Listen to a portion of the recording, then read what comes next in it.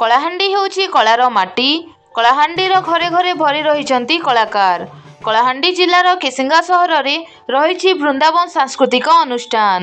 ଜିଲ୍ଲା ତଥା ରାଜ୍ୟର ଏକ ଅଗ୍ରଣୀ ସାଂସ୍କୃତିକ ଅନୁଷ୍ଠାନ ଭାବେ ବୃନ୍ଦାବନ ସାଂସ୍କୃତିକ ଅନୁଷ୍ଠାନ ପରିଗଣିତ ହୋଇଥାଏ। ଗତ ସାଧାରଣତନ୍ତ୍ର ଦିବସ ଉପଲକ୍ଷେ ଦେଶର ରାଜଧାନୀ ଦିଲ୍ଲୀର ଇଣ୍ଡିଆ ଗେଟ୍ରେ କର୍ତ୍ତବ୍ୟ ପଥରେ ଆୟୋଜିତ ହୋଇଥିଲା ଦେଶର ସବୁଠୁ ବଡ଼ ସଂସ୍କୃତି ସମ୍ମିଶ୍ରଣ ନୃତ୍ୟ। ଏହି ନୃତ୍ୟରେ 5,000 କଳାକାର ମଧ୍ୟରେ କଳାହାଣ୍ଡି ଜିଲ୍ଲା କେସିଙ୍ଗା ସ୍ଥିତ ବୃନ୍ଦାବନ ସାଂସ୍କୃତିକ ଅନୁଷ୍ଠାନର 60 କଳାକାର ଡାଲଖାଇ ନୃତ୍ୟରେ ପରିବେଷଣ କରିଥିଲେ। ଡାଲଖାଇ ନୃତ୍ୟ ପାଇଁ ଗିନିସ୍ ବୁକ୍ ଅଫ୍ ରେକର୍ଡରେ ଅନ୍ତର୍ଭୁକ୍ତ ହୋଇଛନ୍ତି କଳାକାରମାନେ।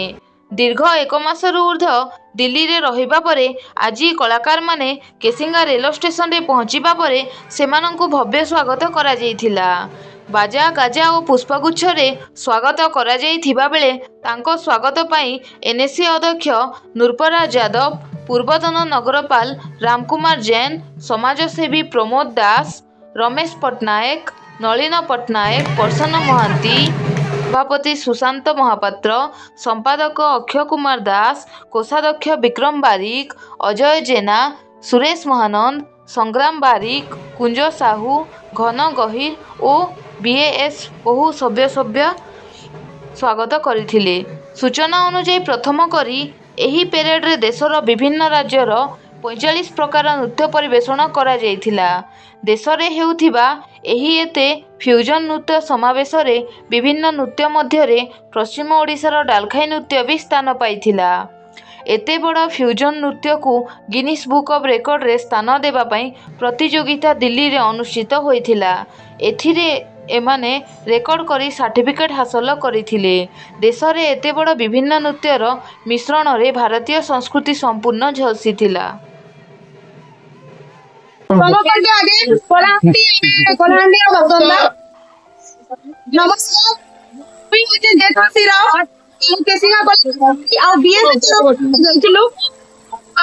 कर्तव्य पत्र परफॉर्म करवा लगी ओडिशा रो फोक डांस संबलपुर के रिप्रेजेंट करवा लगी नहीं आ गया हमें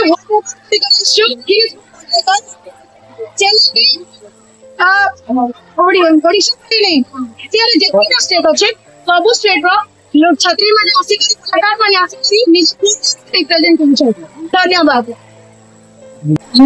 हमें धन्यवाद देमुचे हमें बीएसए तरफ कलाहांडी हमें एते 5,000 आर्टिस्ट पाके आज हमें सेने रिप्रेजेंट करू हमर समझ में कि नहीं कि